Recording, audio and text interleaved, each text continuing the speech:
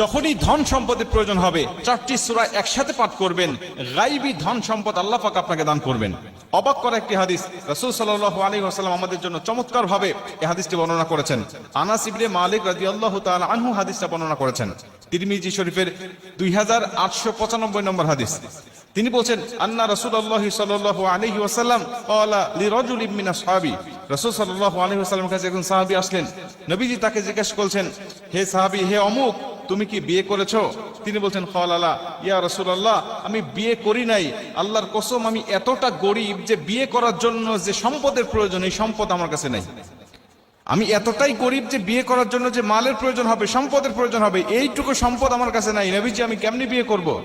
নবীজি সাল্লাল্লাহু আলাইহি ওয়াসাল্লাম বলছেন, ক্বালা আলাইসা মাআকা কুল হু আল্লাহু আহাদ, তুমি কি সূরা ইখলাস কুল হু আল্লাহু আহাদ আল্লাহুস সামাদ লাম ইয়ালিদ ওয়া লাম ইউলাদ ওয়া লাম ইয়াকুল লাহু কুফুয়ান আহাদ, এই সূরাটি পারো না?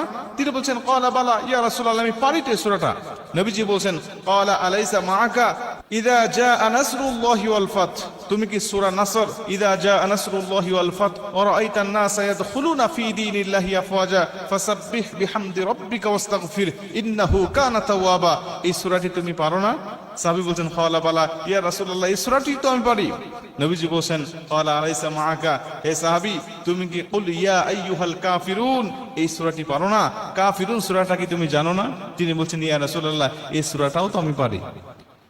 মুসলমান ভাইরা আমার, নবীজি সাল্লাল্লাহু আলাইহি ওয়াসাল্লাম তাকে আবারও জিজ্ঞাসা করলেন, ক্বালা আলাইসা মাআকা ইযা যুলজিলাতিল আরদু জিলজালাহা, তুমি কি সূরা জিলজাল পারো না?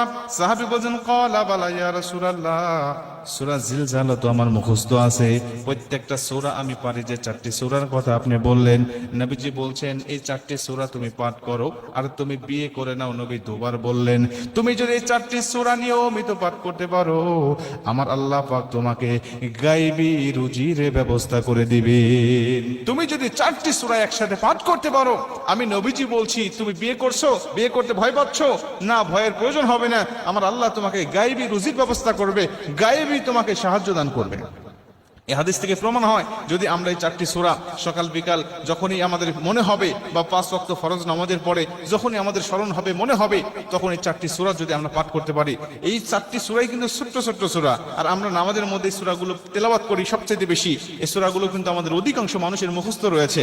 এই চারটি সূরা যদি একত্রিত পাঠ করতে পারি, বা যখনই স্মরণ হবে, আমরা সিরিয়াল মেনটেন করে সূরা জিলজাল আগে পাঠ করলাম, এরপরে সূরা কাফিরুন পাঠ করলাম, এরপরে সূরা নাসর পাঠ করলাম, এরপরে সূরা ইখলাস পাঠ করলাম।